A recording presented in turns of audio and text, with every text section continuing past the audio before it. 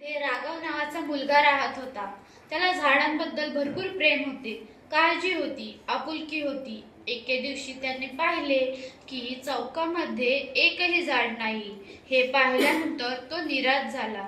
नंतर त्याने विचार केला की चौकामध्ये झाडे लावली तर बाग निर्माण होईल. ही संकल्पना त्याच्या मनात निर्माण झाली आणि त्याने गावाच्या चौकामध्ये झाडे लावली.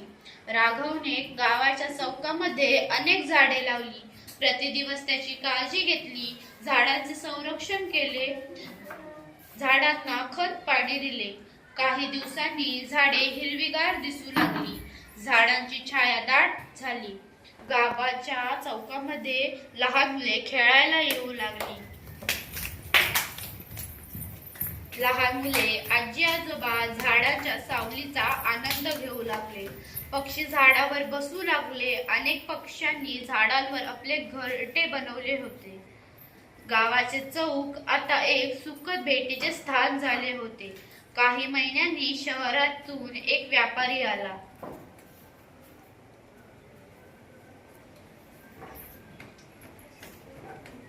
त्यांनी आपल्या व्यापारी स्वार्थाने गावाच्या चौकातील झाडे तोडून टाकली.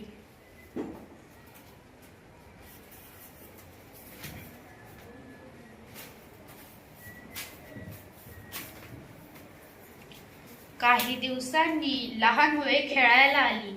त्यांनी बघितले चौकामध्ये एकही झाड राहिलं नव्हतं. हिरवीगार झाडे नव्हती. सगळीकडे ओसाड झाले होते. ते पाहून मुलांना दुःख झाले. काही दिवसांनी राघवने चौकामध्ये बघितले तर एकही झाड राहिले नव्हते. ते बघून तो पुन्हा निराश झाला. पण राघव हरला नाही.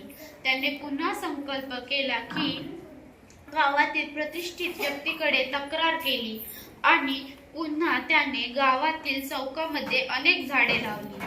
त्यांनी गावातील सर्व लोकांना झाडांचे महत्त्व समजावून सांगितले. झाडे आहेत तर जीवन आहे, झाडे नाहीत तर जीवन नाही. जीवनाचा आधार झाडे आहेत हे गावकऱ्यांना समजले. सर्व गावकऱ्यांनी राघवला मदत करायचे ठरवले. काही दिवसांनी गावातले चौक पुन्हा हिरवेगार झाले.